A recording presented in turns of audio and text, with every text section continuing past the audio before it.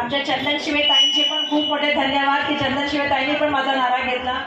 आणि माझ्या आधी ज्यांनी भाषण केलं ते आदरणीय असलम शेखजी, राजपत यादवजी, जिल्ह्याचे अध्यक्ष अजंता यादवजी, वीरेंद्र चौधरीजी, चौबेजी, मंचकावरती उपस्थित सर्व आदरणीय मंडळी, समोर उपस्थित माझ्या माता भगिनी आणि माझ्या बंधुओं।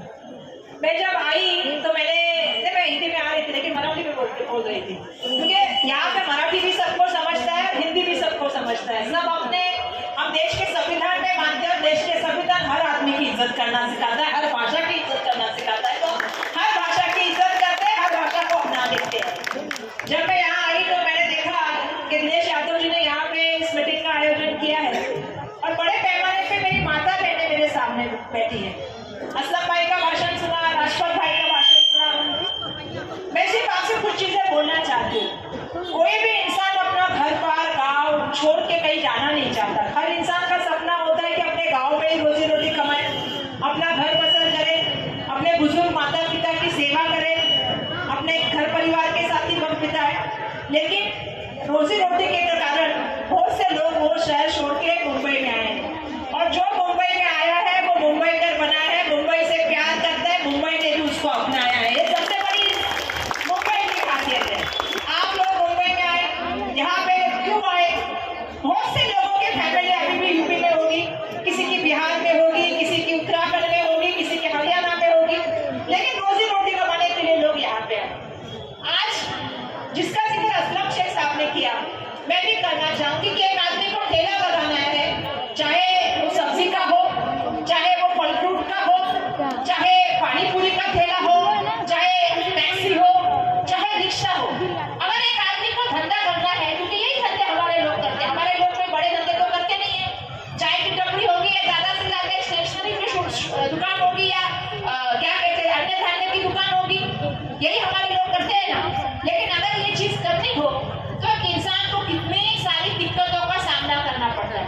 एक अगर पानी पूरी की दुकान आदमी लगा रहा है, एक समोसे की दुकान लगा रहा है, तो उसको जगह पहले मिलने की तकलीफ होती है। जगह मिलने के बाद वहाँ के लोग उसको परेशान करते हैं, जो वहाँ की पूरी सरकारी यंत्रणा होती है वो उसको परेशान करती है। जिस बैंक से लोन लेता है या किसी साहूकार से लोन लेता है वो उसको परेशान करता है।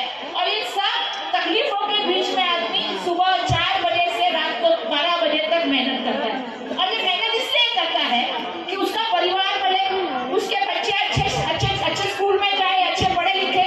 जो उसके नसीब में जीवन आया है वो उसके बच्चों के नसीब में ना हो। मैं इसलिए आपसे ये कह रही हूँ क्योंकि आज सब महिला यहाँ बैठी है मेरे सामने। आप बार बार घड़ी देखती होंगी, आप बार बार यही सोचती होंगी कि कब भाषण खत्म होगा, कब हमको ये मिलेगा, कब हम घर पे जाएंगे। बराबर है ना? आपको लगता है राजनीति का हम क्यों सुने? हमको राजनीति का क्यों सुना रहे भाई भाषण? भाई ना, मेरी 50% की भागीदारी तुम रखती हो तो 50% की हिस्सेदारी भी तुमको लेनी पड़ेगी। ये मेरा मुझसे कहना है, क्योंकि आपको 50% की हिस्सेदारी लेनी पड़ेगी। जिम्मेदारी किसकी? तो जिम्मेदारियों की। किस जिम्मेदारी की? जब आप इस राज्य के, इस मुंबई महानगर पालिका के हिस्सेदार हो, आपके पति को ठेला लगाने के लिए कितनी तकलीफ करनी पड़ती है। एक साल लग जाता है, तब तक ठेला नहीं लग जाता, 1.5 साल लग जाता है, ठेला नहीं लगता। लेकिन आप आज जिसकी बात हम करना चाहते हैं उस इंसान के लिए तो रेड कार्पेट डाला जाता है, मुफ्त की मुफ्त जमीनें दी जाती है। मैं किसकी बात कर रही हूँ इस देश में सबको पता है। मैं अदानी की बात कर रही हूँ, मैं अंबानी की बात कर रही हूँ। उनके लिए तो रेड कार्पेट डाले जाते हैं।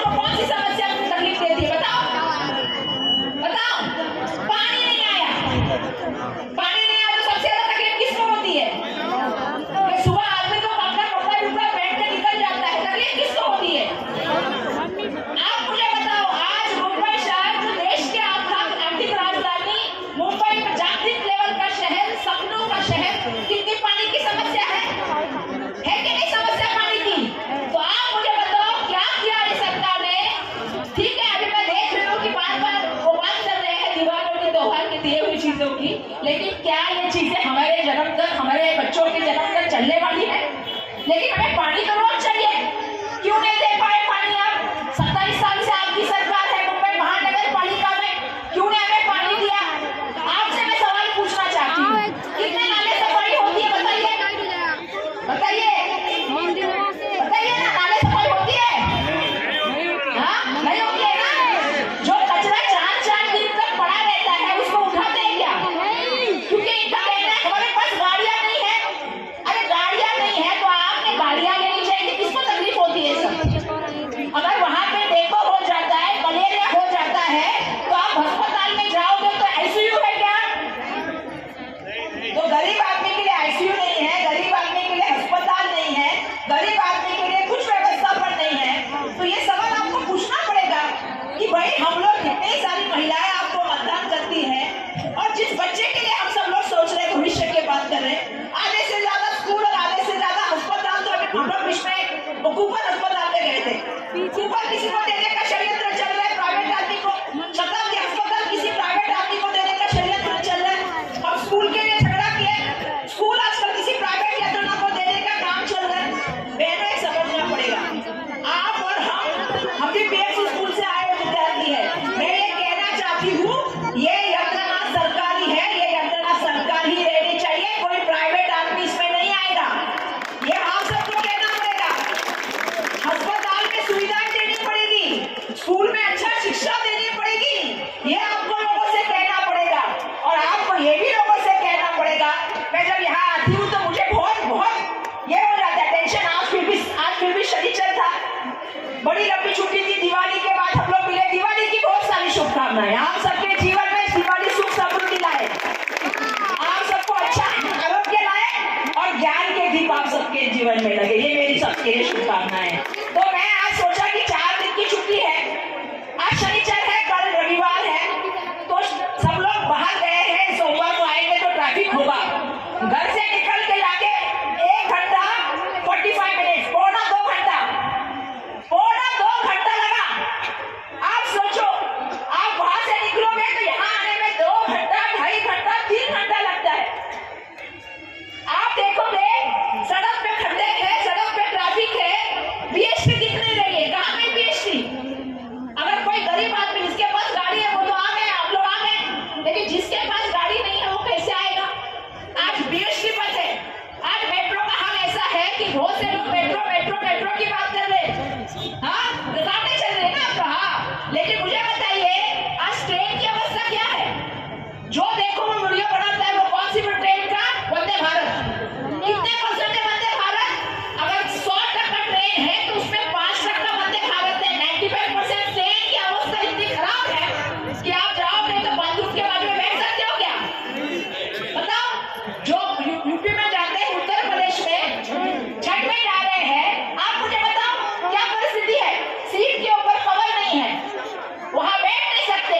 अब तो आहिस्ता आहिस्ता रेलवे भी जो है वो क्या बोलते हैं, लॉस में चल रहे, लॉस में। दरिएगा मत, आने वाले दिनों में रेलवे को भी किसी को दे दिया, जैसे एयरपोर्ट को दिया, पोर्ट को दिया, एयर इंडिया कॉलोनी को दिया, आपके यहाँ का मोतीलाल नगर दे दिया। डरिए मत, आने वाले दिनों में अगर अदानी, आप देखो अदानी की रेलवे, जैसे किसी को एमटीएनएल और बीएसएनएल दिया ना, वैसे आने वाले दिनों में रेल भी किसी की हो जाएगी, तो आप आश्चर्यचकित नहीं होना। इस देश में हम देख रहे हैं बड़े बड़े सब लोगों को सब मिलने का काम हो रहा है। दुर्भाग्यवश टीवी पे दिखेगा ही नहीं, क्या दिखेगा? दुर्भाग्यवश टीवी पे दिखता है सिर्फ धर्म की बात। मैं सवाल आपसे पूछना चाहती हूँ, क्या हम दिवाली सबके साथ नहीं मनाते? मनाते कि नहीं मनाते? हम क्या कहते हैं, आनंद में लोगों के साथ खड़ा रहो तो आनंद दुगना हो जाता है। होता है कि नहीं होता है? खुशियां बांटोगी तो बढ़ती है, बराबर है? तो ये कौन ऐसे लोग हैं जो त्योहार में भी जात धर्म लेके आते हैं? ये कौन ऐसे लोग हैं कि हर बात में बात करते हैं? क्योंकि ये आपसे सवाल का बाकी जवाब ही नहीं दे सकते, क्योंकि आप उनसे पूछ ही नहीं रही है महंगाई के बारे में, आप उनसे पूछ ही नहीं रही है बेरोजगारी के बारे में, आप उनसे पूछ ही नहीं रही है कि अमेरिका ने इतना बड़ा टैरिफ लगा दिया, आज गारमेंट जो लोग कपड़ा सीते थे उनका धंधा बंद हो गया। आप पूछ ही नहीं रही है कि अरे बाबा जो लेदर का चीजें बनाए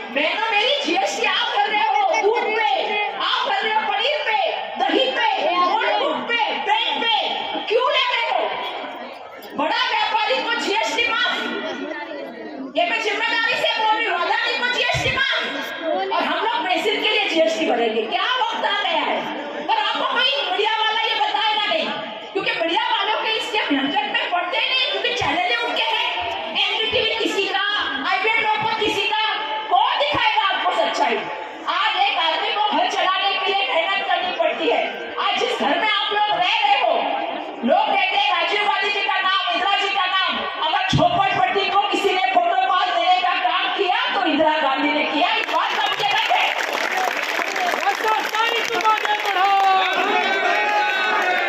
आप बताओ ना, आज यहाँ पे जो आके लोग बसे हैं, किसके कारण बसे हैं? आज लोगों को जो सम्मान की बात करते हैं, वो देश का संविधान किसने किया? तो कांग्रेस पार्टी ने किया। जो जहाँ जा सकता है, रह सकता है, रोजी रोटी कमा सकता है।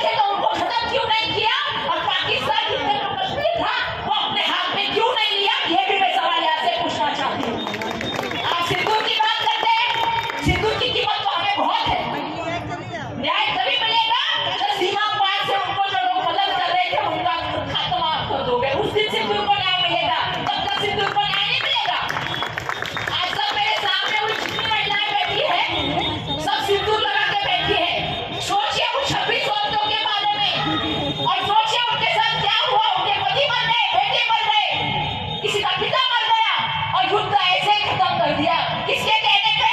अमेरिका के राष्ट्राध्यक्ष।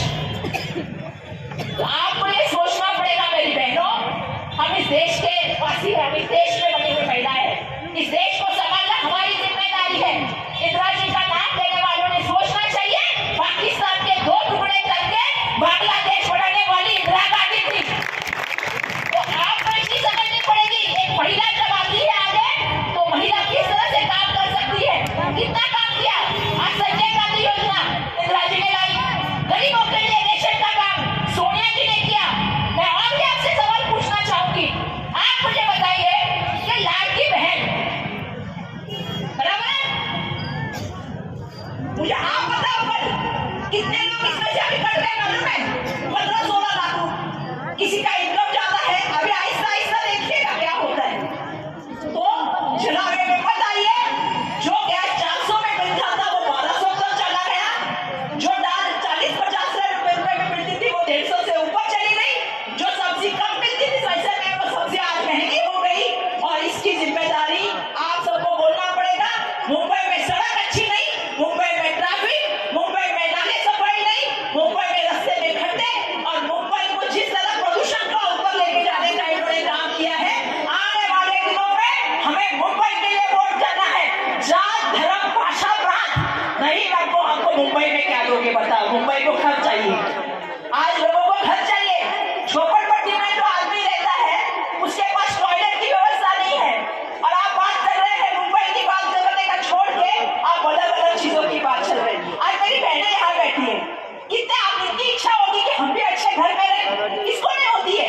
सबको अच्छे जीवन की अपेक्षा होती है, लेकिन हमको डालेंगे डंपिंग पे और यहाँ बनेगा किसी बड़े आदमी का घर। तो ऐसा मुंबई में नहीं चलेगा। ये मुंबई हमारी है और हम इसके साथ में रहेंगे।